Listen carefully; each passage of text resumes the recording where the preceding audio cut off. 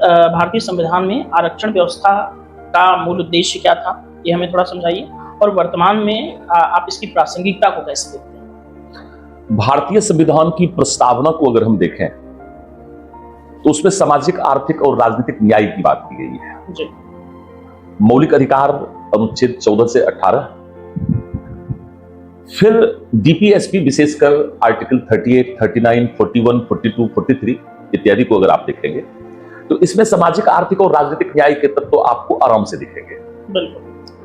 आरक्षण का जो मूलभूत उद्देश्य है वो सामाजिक, आर्थिक और राजनीतिक स्तर पर न्याय को स्थापित करना है। बिल्कुल।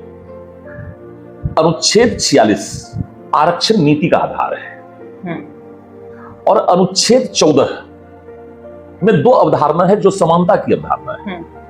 एक है विधि के समक्ष समता, जो एक सामान्य नियम है, अर्थात सभी के लिए एक कानून, किसी के लिए कोई विशेषाधिकार नहीं।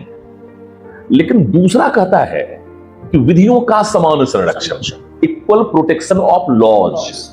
इसका मतलब यह है कि सभी की आवश्यकताओं और परिस्थितियों के अनुरूप सरकार को विभिन्न प्रकार के प्रावधान बनाने चाहिए, क्योंकि सबकी परिस्थितियां एक समान नहीं।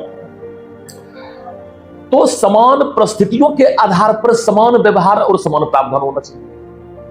तो शोषित, पीड़ित, दलित, वंचित, पिछड़े वर्ग के लोगों को सामाजिक, आर्थिक और राजनीतिक स्तर पर उनका सशक्तिकरण करने के लिए आरक्षण की व्यवस्था को संविधान में शामिल किया गया। जी।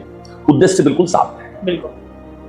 प्रासंगिकता का प्रश्न है आज, क्योंकि कॉकरोच जनता पार्टी के आंदोलन की समाप्ति के पश्चात आरक्षण समाप्त करो का आंदोलन आज आपको सोशल मीडिया पर इसके पक्ष में बहुत चल रहे हैं।